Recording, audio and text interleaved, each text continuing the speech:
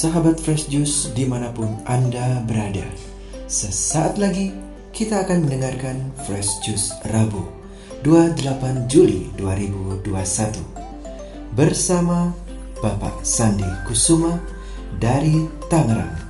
Selamat mendengarkan.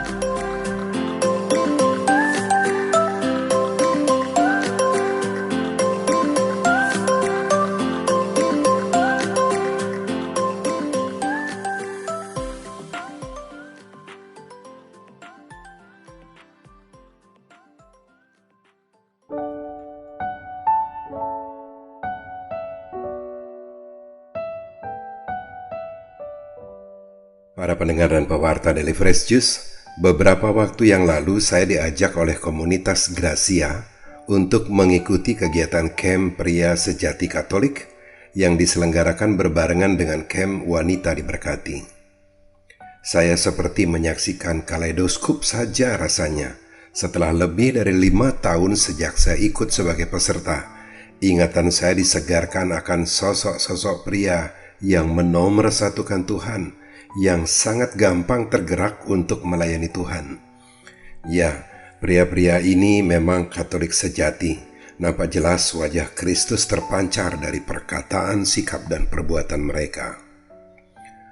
Salah satu ayat dari bacaan Injil yang akan kita dengarkan sebentar lagi rupanya menjadi sumber inspirasi dan dasar iman para pria sejati Katolik dan para wanita diberkati pada komunitas Gracia, yaitu Injil Matius 13 ayat 46. Diambil dari perumpamaan Yesus tentang harta terpendam dan mutiara yang berharga.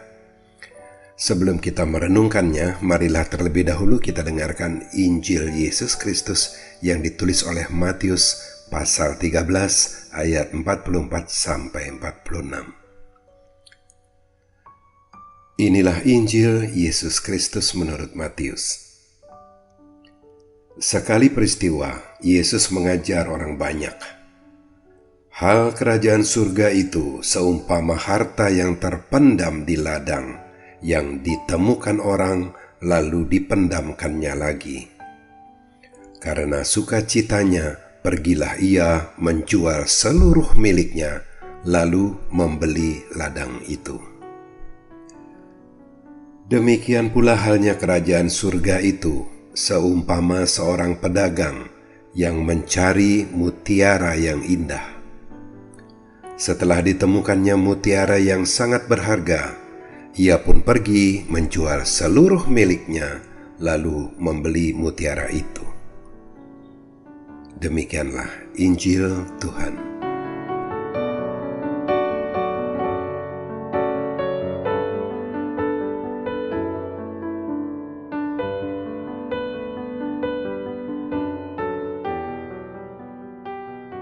Para pendengar dan pewarta Daily Fresh Juice, Yesus mengumpamakan kerajaan surga itu seperti harta yang terpendam di ladang. Harta adalah sesuatu yang bernilai yang dimiliki oleh seseorang. Jika seseorang memiliki banyak harta, maka ia disebut sebagai orang kaya. Tetapi Yesus tidak sedang membicarakan harta milik seseorang. Nampaknya Yesus juga tidak sedang menyampaikan tentang harta karun, yakni harta yang nilainya besar tetapi tidak diketahui pemiliknya. Yang dimasukkan oleh Yesus bukanlah harta karun, karena pemiliknya jelas, yakni Tuhan. Kita boleh memiliki harta surgawi ini jika kita mencarinya dan berhasil menemukannya. Harta surgawi ini tidak dikirim oleh kurir online ke rumah kita. Harta ini seperti terpendam di ladang, maka kita mesti menggalinya.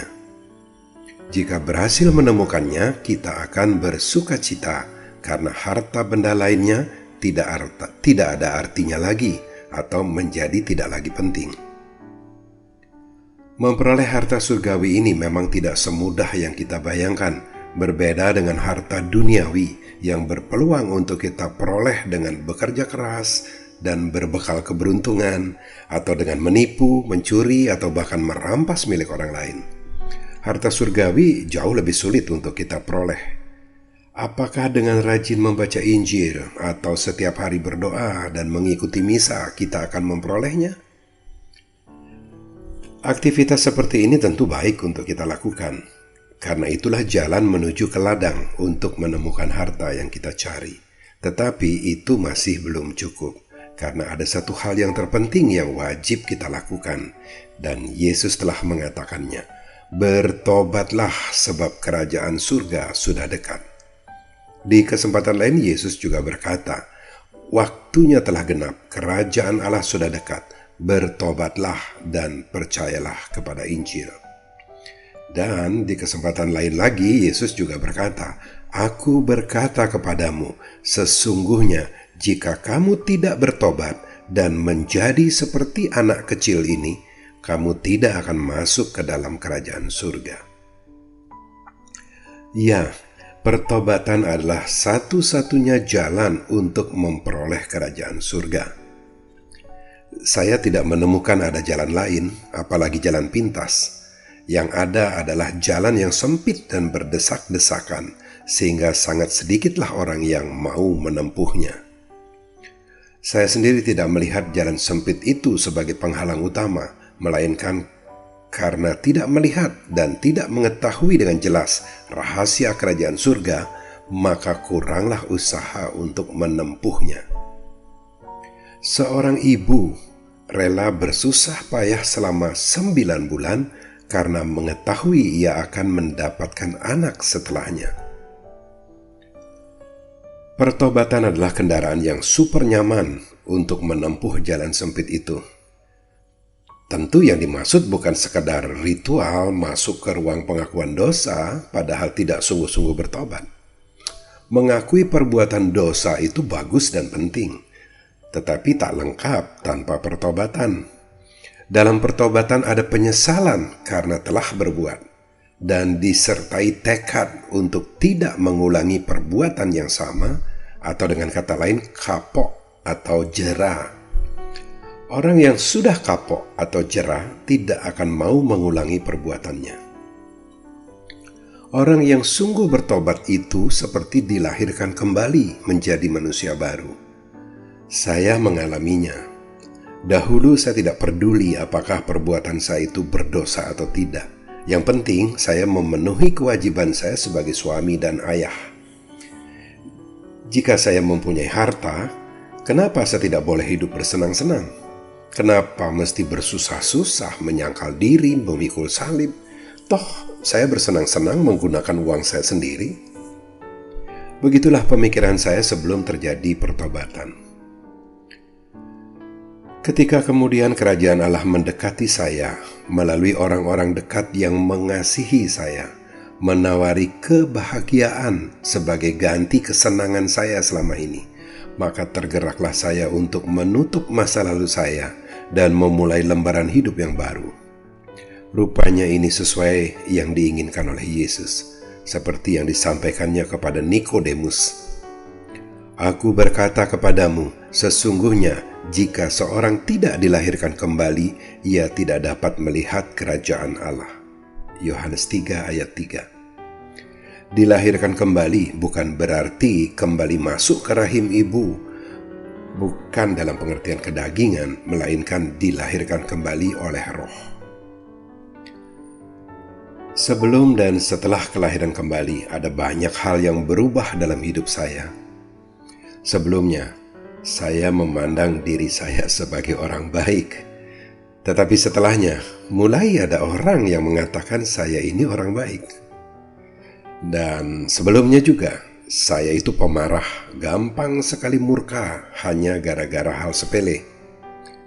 Tetapi setelahnya, entah kenapa, saya mudah menjadi iba, tak lagi mampu mem-PHK karyawan saya, tak lagi sanggup menghukum anak-anak saya ketika mereka melakukan kesalahan.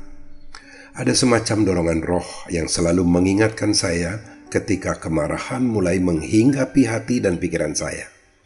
Ada semacam playback, sehingga saya mendengar Yesus berkata kepada seorang perempuan yang kedapatan berbuat zina, "Aku pun tidak menghukum engkau, pergilah dan jangan berbuat dosa lagi mulai dari sekarang." Saya jadi teringat dongeng yang terkenal dari negeri Persia, namanya Ali Baba. Ia pergi ke hutan untuk mencari dan mengumpulkan kayu bakar.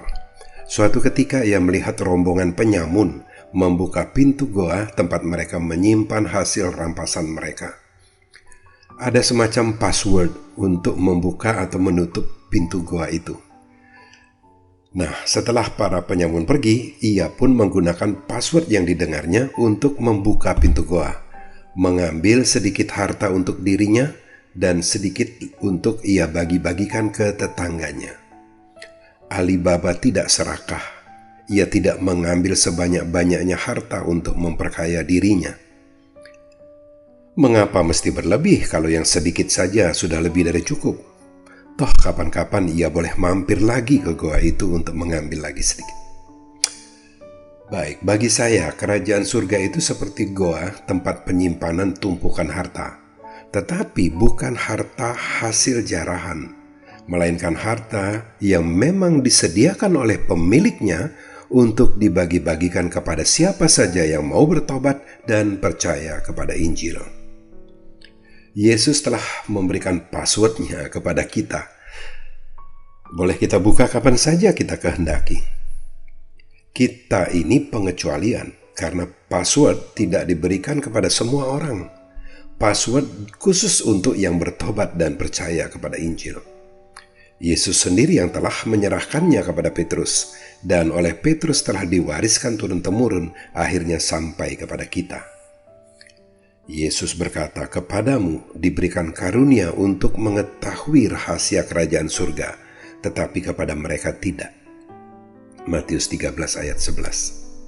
Dan ada hal yang tak kalah penting yang membedakannya dari kisah Ali Baba, bahwa kita tidak perlu mengendap-endap, sembunyi-sembunyi sambil menanti waktu yang tepat untuk mengambil harta surgawi itu.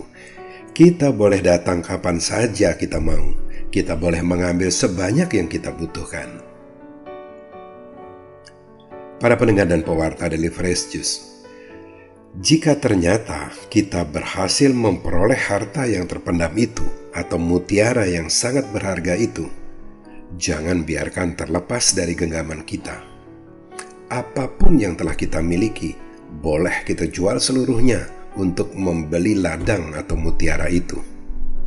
Harta yang berharga itu bukan hasil jarahan, melainkan memang disediakan oleh pemiliknya, khusus untuk orang-orang bertobat dan percaya kepada Injil.